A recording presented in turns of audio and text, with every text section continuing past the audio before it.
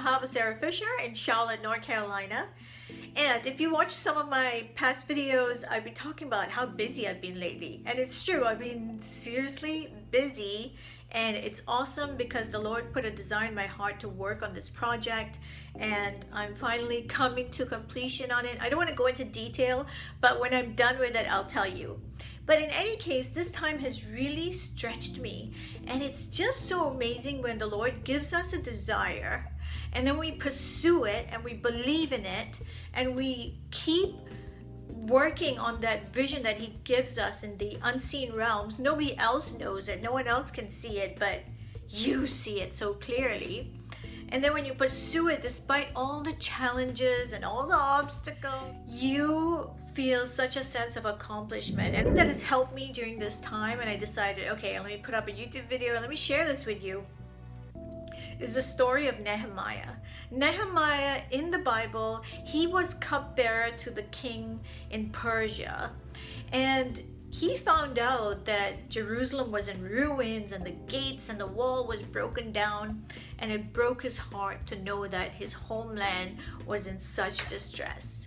One day the king looks at him and sees how sad he is, and it's very unlike him, and he asks him what's wrong. And Nehemiah tells him about the state of affairs in Jerusalem, and that's what's causing the upset.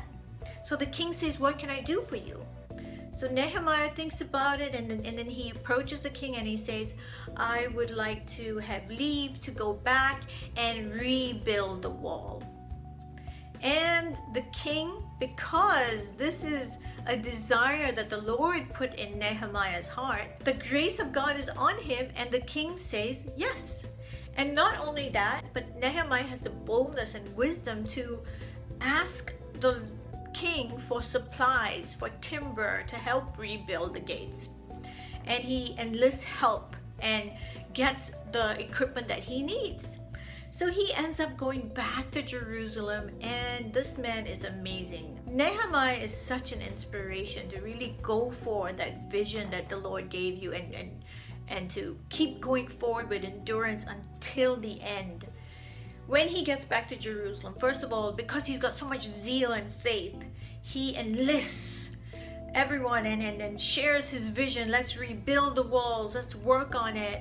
And he gets people who start to see what he's seeing, and they all come together and they start working to rebuild the gates and the walls. And at the same time, they're getting a lot of opposition from the Arabs who are heckling them and making fun of them, but they keep going. And then it intensifies and intensifies. They have threats of death against them because they're making progress. You know, when you stop making progress, the enemy doesn't like it. He heats things up to try and make you give up, but you can't give up. You gotta keep going. And listen to this. So how does Nehemiah deal with all these death threats against them? He and his men, they come up with a strategy. So on one hand, they're gonna work. With the other hand, they hold a weapon. So if anybody comes from them, they have a weapon in hand. Wow, that's amazing. That is incredible zeal and courage. That's what we need. So I was looking through the book of Nehemiah, and it really gave me a lot of strength and courage. One thing that Nehemiah does is he asks the Lord at one stage, because it's such an intense work and he needed strength. So he lifts his hands and he tells the Lord, strengthen my hands. And guess what? God strengthened his hands. Sometimes all we have to do is ask. Ask for what we need. Lord, I need strength. I need endurance to complete this till the end. And he will strengthen you. If that desire is something he put in your heart and it will bring glory to the Lord, he will supply all your needs. So I started doing that while I was working on this project because it took so much out of me. I wasn't sleeping much and my whole schedule was haywire because there was a lot involved. So I would tell the Lord, Lord, strengthen me, strengthen my hands, strengthen my entire body, everything about me, so I can come to completion on this. Yeah, the Lord has called us to increase, to multiply, to continually go from glory, to take dominion, to rise in authority. It's a constant state of maturing and growing and stirring your faith, believing for more and more. So that means that we have to continually stretch ourselves and push ourselves. And when you actually go through it, wow, it's intense, but it's also exciting as well. One more thing I learned is another good tip if you yourself are going through a time like this is give yourself short, frequent breaks where you can just sit and be quiet and let your mind take a break and rest. It goes a long way. There was one moment where I was falling into stress and I felt like my whole mind was contracting. I couldn't even think anymore. That's what it felt like.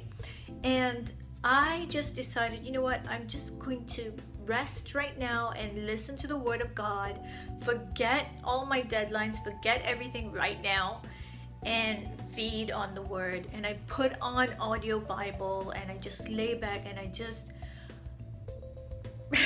took it all in and I just drank of it. And prior to that, I was starting to get a fever. I was starting to get sick even. But in that short 2 hours of listening to the Word of God, He fed me and revitalized me, and that fever went in 2 hours. Like, I was completely healed and my mind was rejuvenated. I was excited to get back to work again. The Word of God is our ultimate medicine. He will recharge us. He will give us joy and excitement again. But we must be willing to be pushed to the extreme. You've got to go through those times.